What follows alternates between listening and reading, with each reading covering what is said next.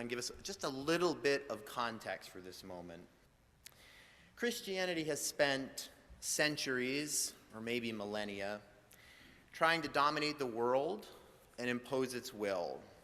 We're seeing this in a renewed sense in our own country.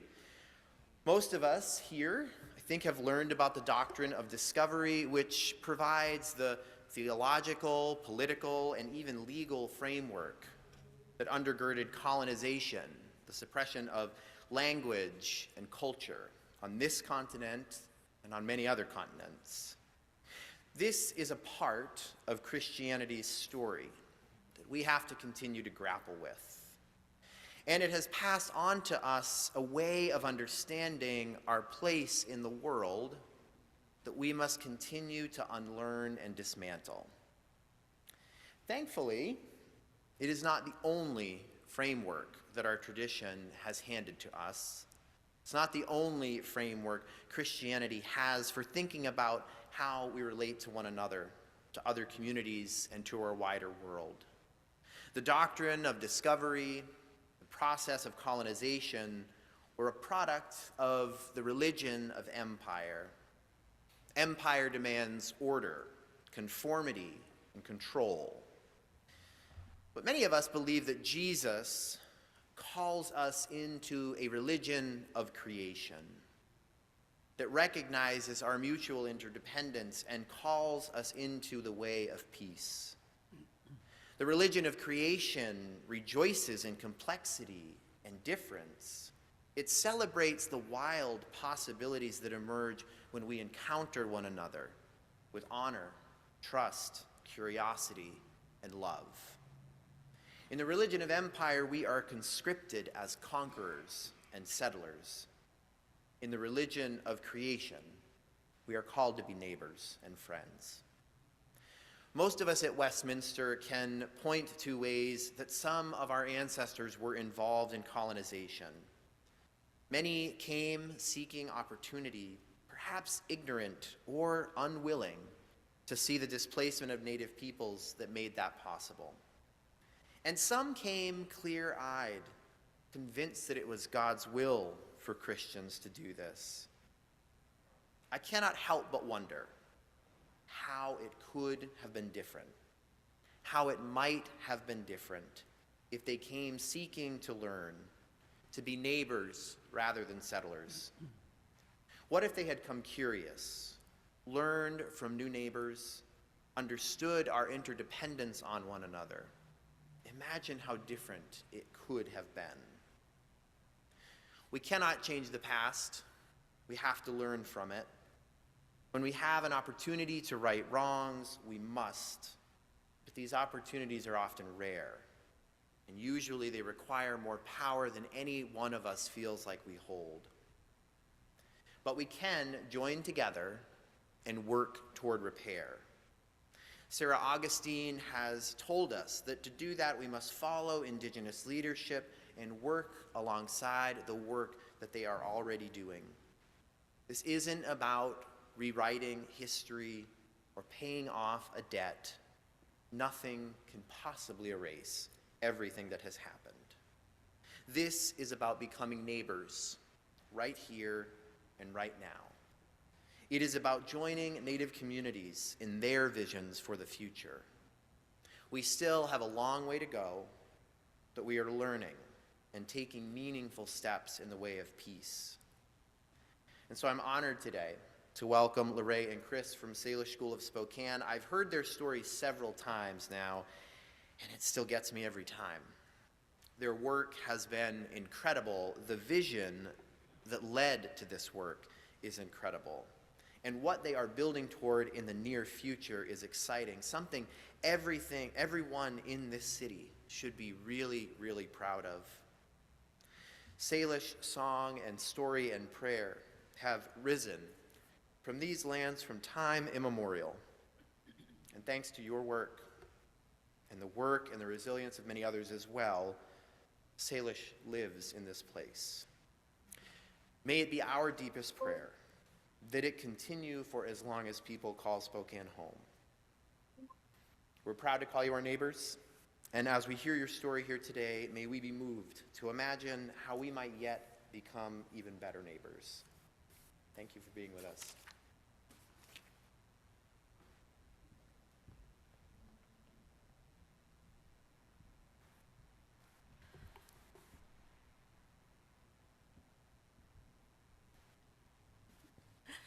Why? An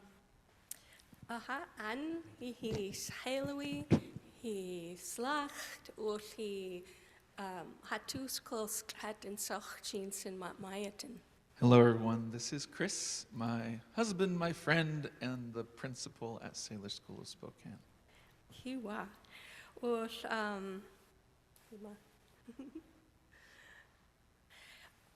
I wanted to share with you a song, my medicine song, and I wanted to explain a little bit. Oh yeah, huma.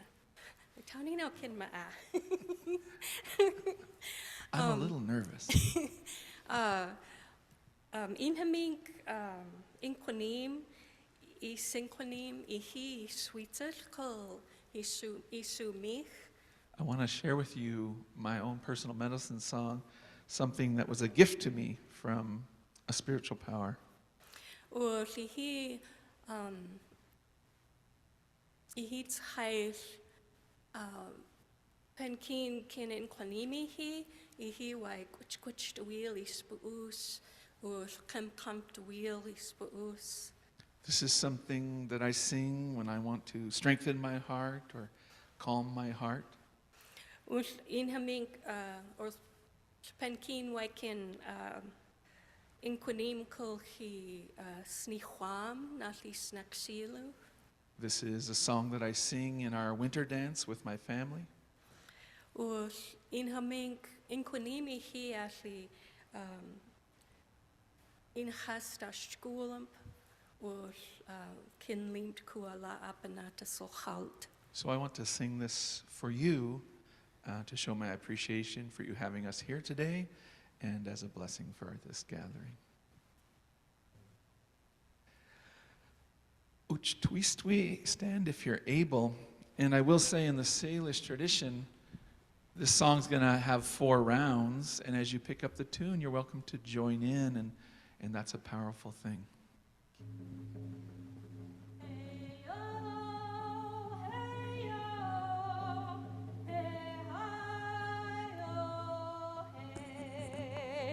Hey yo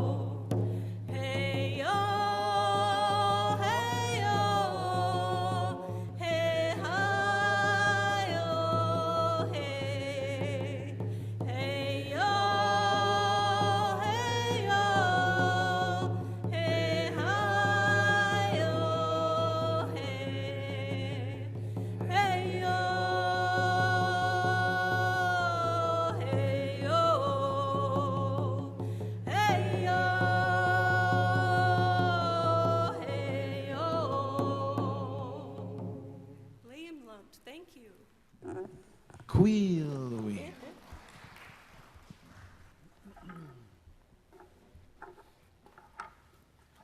Ahoy kan kincha apana. Pix my hitam he insach chin. So now it's my turn, and I'm going to teach you guys some Salish. Anhamik zeitlich aksen mit zinem. Ahoy gast. Why ach eat he sums white. Aks kulam nam white kuslach each kuslanis.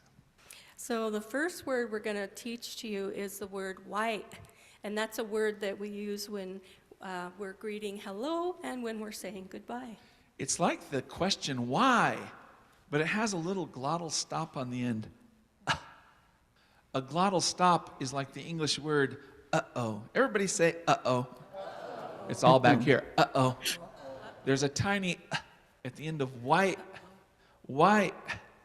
White. Hello, white. Goodbye, white. We also use white for you're welcome. It's a powerful word. I'll say it, you'll say it. White. White. White. White. White. White. White. Greet your neighbor, white. White. White. White. White. White. I said that this is also our word for you're welcome. So we need a thank you to go with that. I love LaRae's language that I've come to learn. It has a lot of words that end in this sound. It's in the back of your mouth. The hissing word. And so this word, thank you, ends in that sound. I'll say it several times. It's best if you listen first. Here we go. Limlumt, limlumt, limlumt, limlumt, limlumt, limlumt. Limlumt. I love this word. If you dig into its meaning, it's a command to someone. It says, you be happy. Someone does something great, and you say, you be happy. I might start doing that in English. It's a beautiful thing. So we're going to say it. I'll say it. You'll say it. Limlumt. Limlumt. Limlumt. Limlumt. Limlumt. Limlumt. I say limlumt. You say white. Limlumt. White. Limlumt. White. White. You say limlumt. I say white. Limlumt. White. Limlumt. White. Gosh. You want to practice with your neighbor? Somebody say limlumt. The other person says white. Then they can swap. Limlumt. White. Give it a try.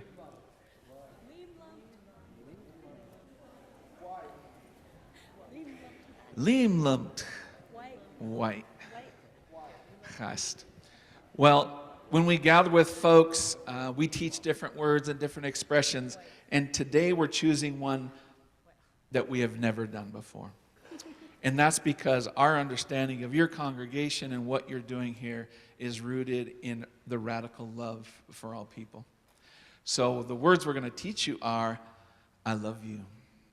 I love you. So I'll just say it a few times.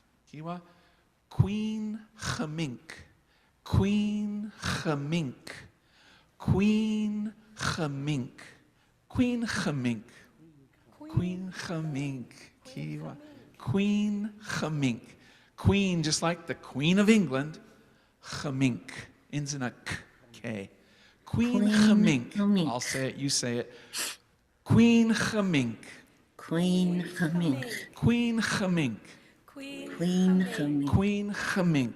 Queen. Queen Chamink. Chamink. Show your neighbor some love. Queen Chamink. Queen. Chamink. Queen Chamink. Guys, do you have a mic so you can do it in the mic? Queen. Chamink. Queen Chamink. Awesome. All right. I've been asked to talk about some of the mission and work of Salish School of Spokane and our specific programming. I'll be throwing out a lot of information. You should have received a handout that has a map on one side and some text on the other. So you can just listen, and then if you want to look at the paper, it'll help you remember what I talked about. So the mission of Salish School of Spokane, even though our name says school, the word school is not in our mission. Our mission is dynamic Salish language revitalization. There's a fundamental belief by the founders and leaders of Salish School of Spokane that the destruction and repression of Salish language was a keystone or linchpin for the destruction and repression of Salish society, and that it has a unique and specific gravity and power to heal and return a beautiful, whole Salish culture and community. By focusing on language, it calls us to do a bunch of other things that will help us heal and build community. And then, as our son says, we are a assimilationist organization. So the long play is that you all be speaking Salish, right? We're gonna flip the script. That might be a long play, but it's coming sooner than you know.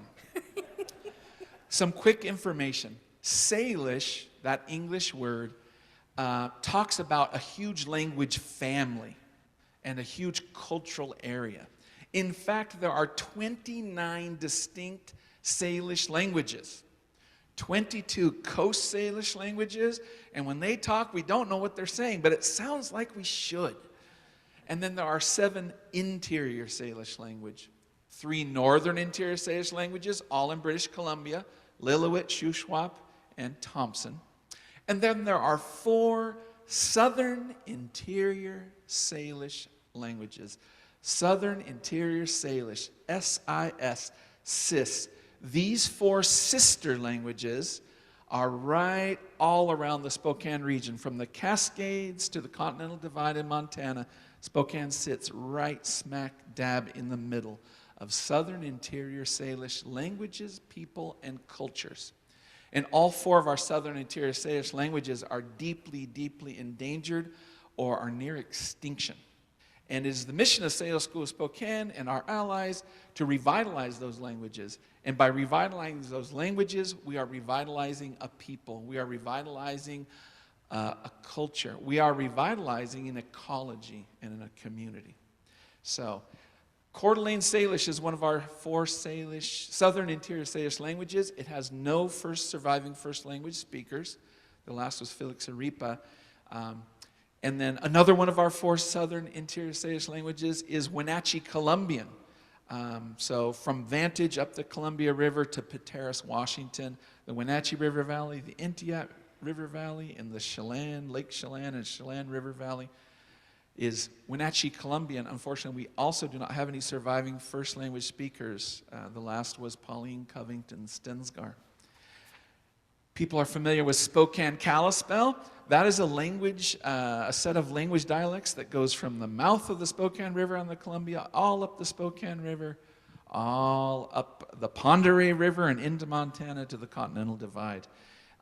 There are about 6 surviving first language speakers on the Flathead Reservation in Montana and 2 surviving speakers on the Spokane Reservation. And unfortunately, the last Kalispel speaker here in Washington passed away just this past summer, Stan Bluff Sr. And then the language we're speaking is the 4th Southern Interior Salish language. It's Insachchin, Colville Salish. We call it our Colville Okanagan Salish. It's the most spoken of our 4 Southern Interior Salish languages. There are 2 surviving speakers on the Colville Reservation among a population of 9,500 people. And there's about 25 more surviving first language speaking elders in the Okanagan Valley of British Columbia. And we're very fortunate to have about 50 new advanced fluent speakers of the language, largely due to LaRae Wiley's persistence and vision. So I'm very proud to be one of those. At Salish School of Spokane, like I said, our mission is to revitalize our 4 Southern Interior Salish languages. Before COVID, we had active programs teaching Coeur d'Alene, Kalispel, Colville. We had our Salish immersion schooling programs with Colville languages, language instruction, and we also had a Kalispel language preschool. Post-COVID, we're just teaching Colville Salish, and we're recovering from that. We really took a beating there. But we really want to support those 4 Southern Interior Salish languages in that Southern Interior Salish cultural area that is centered on Spokane. And these falls, and this used to be a hub, right? The end of the salmon fishery is at Spokane Falls. Many, many people came here from all parts. At Salish School of Spokane, we're working to achieve our mission through 6 programmatic areas. I don't have a list. I hope I know them off the top of my head. The first is we offer Salish immersion preschool. We start students at 1 year old, and we have 7 kids in that classroom. And the idea here is that we can have new first language speakers so that these kids are growing up in Salish immersion in their school day, and Salish is one of their first languages. And so they have great pronunciation, and they're learning in a holistic manner. Their parents also learn Salish with them. All of our households and families are English speaking, given our history. But all the adults are also learning along with their kids. So those little ones in our language nest in preschool, their parents are also learning. We have an ECAP preschool. We're the only, ECAP is like a program like Head Start, funded by the state of Washington. And we're the only ECAP site in the state of Washington, here in the beautiful and progressive city of Spokane, Washington, that uses an indigenous language as the language of instruction. We also have a certified private school. We're off reservation. We're an independent 501c3 nonprofit. We have no direct tie to any tribe. We receive no public funding for our educational program. So we're an independent nonprofit, and we run right now a K-8 immersion school, in which all subjects are taught in Insach Chin. So our 8th graders are right now doing algebra in Insach Chin. We teach science, music, art, literacy, PE, everything in Insach Chin. All of our teachers have learned Insach Chin using a system developed by LaRae and I with the late elder Samtitsa, Sarah Peterson. So we've built a full-blown fluency transfer system that allows us to train new advanced fluent speakers of the language who can then be teachers and cultural leaders and evangelists for this cultural and language recovery. We train our own teachers. So we have 27 adults in our Salish Language Educator Development Program. It's mostly community members who come to us with maybe a high school diploma or a GED, and we teach them Salish. They become fluent in their language. Then they take college, and they're in internships, and they learn on the job at Salish School of Spokane to become fantastic teachers for our kids. It's a community model of education in which we train our own people to do a fantastic job of educating our own kids. And LaRae and I are both certified teachers. We have some great, highly educated, master's level certified teachers who supervise all these beautiful, amazing, talented, and committed community teachers who are teaching the language, culture, and academics and how to be a good human being to our kids. We also have to make all of our own materials. There are no Salish books on Amazon.com. There's no Salish school materials on Teacher.com. We have to translate, publish, lay out, print any book we want in our language. We have to do that. And it's a monumental task and tremendously fascinating. Fascinating to make algebra in Salish, or to do photosynthesis in Salish, or cell structure in Salish, right? And then because with LaRae's leadership and the teams we've built at Salish School of Spokane, we've had this success. We're a rare case. Most critically endangered indigenous languages are unfortunately not having success, and we're losing language after language right now. When LaRae and I first started studying with Samtitsa, of the 29 Salish languages, there were 2 that had gone extinct. Tillamook, you all know your cheese. It comes from a beautiful Salish land and one of the first people to be decimated. And then Island Pentlatch on Vancouver Island. 20 years ago when we moved in with Samtitsa, those were only 2 extinct Salish languages. Now there are 18 extinct Salish languages. So it's a critical time, a time where we need to reach out and ask folks to help. It's going to take everybody. One of LaRae's teachings is to put these languages and cultures down. There were many hands putting them down, and it will take many hands to lift them up. Our Salish communities, we can't do it on our own. We have to have help. We have to have allies. We have to have partners who are willing to finance the operations, who are willing to participate, who are willing to learn Salish, who are willing to tell this story and help people know that in Spokane there is a Salish people, there is Salish culture, there is Salish language, and it should be a natural and beautiful part of the civic and cultural fabric of Spokane. The last program that Salish School of Spokane does is, because we've had our little success, a lot of other indigenous language communities have reached out to us. And so we are currently training more than 25 other indigenous language communities globally now. Yukon Territory, Alaska, British Columbia, California, Oklahoma, New Mexico, South Australia, Northern Territories, Australia. There are indigenous language communities in all these places who have adopted the fluency transfer system developed with Samtitsa and are now using it to revitalize their languages. So those are our programs. And I just wanted to stop to take a minute to say thank you to Chris for presenting. I fell 2 years ago now, and hit my head, and so I've been recovering slowly from a brain injury, and so he does a lot more talking than usual, but I just wanted to say thank you for everything you do. Limlamt. She's still the boss. So, the last thing I want to talk about is we're reaching out to all communities of goodwill to share that we are working to build a new cultural campus for Salish School of Spokane. Right now we're thrilled to have a beautiful little campus on Maple Street over by Shadle Park High School. We own it outright thanks to the generosity of the Spokane community. But we are jammed in there to the gills, using every square inch. No privacy, no room to grow.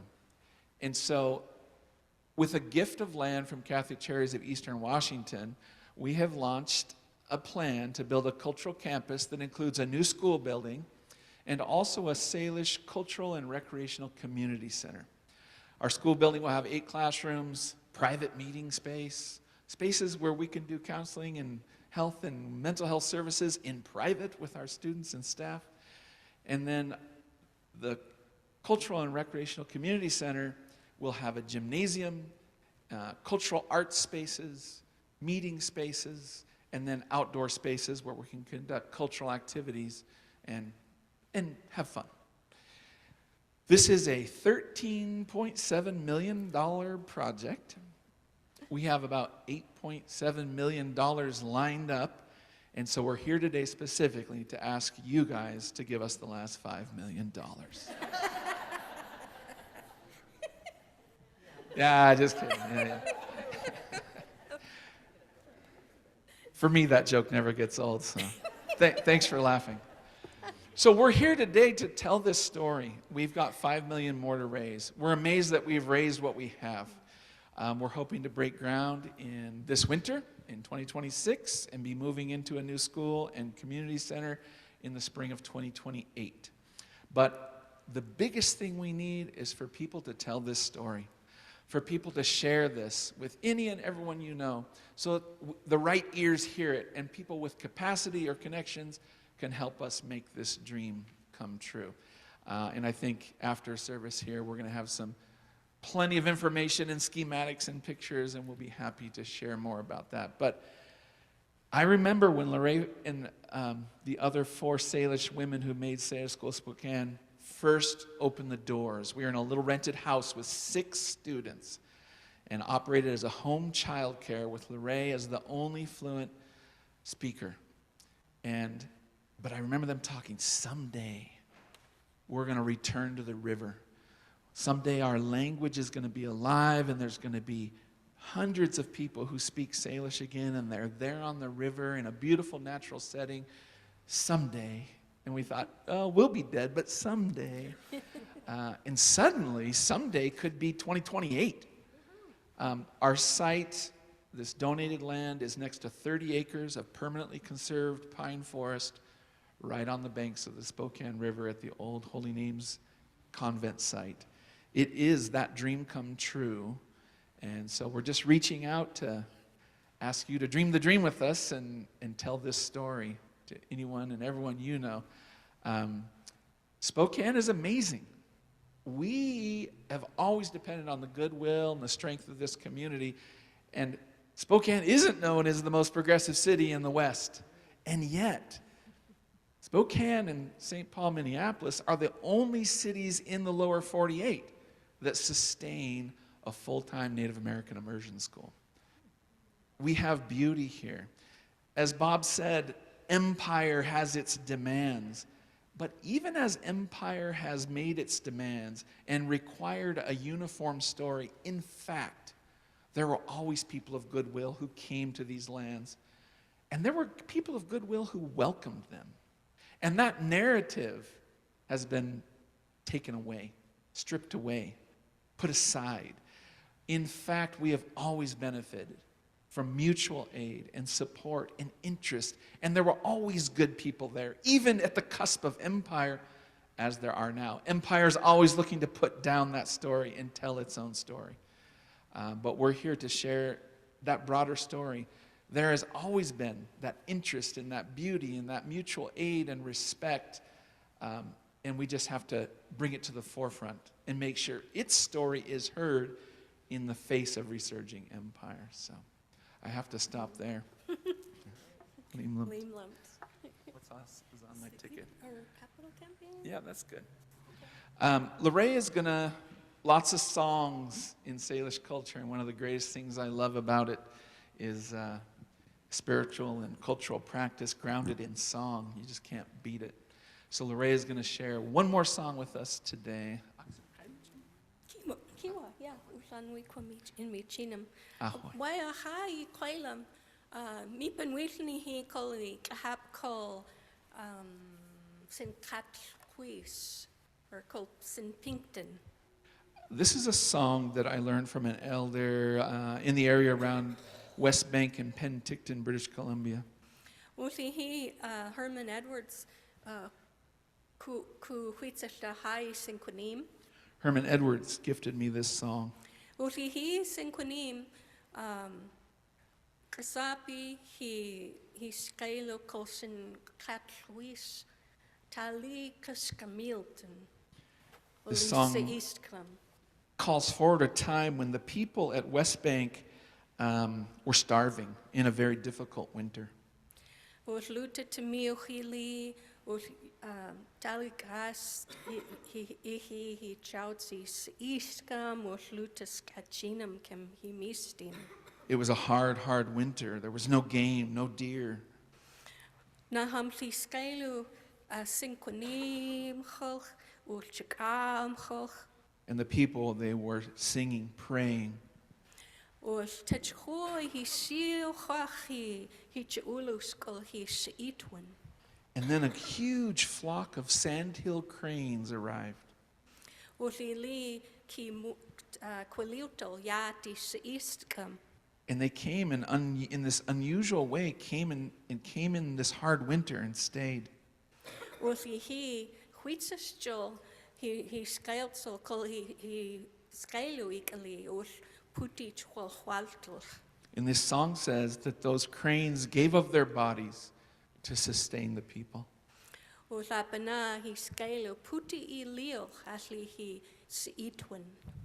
And it's because of those cranes and their sacrifice that there are still people there. Was ahai he quailam seitwin. So this is the song of the crane, reminding us that we have to sacrifice and serve and help for us all to survive.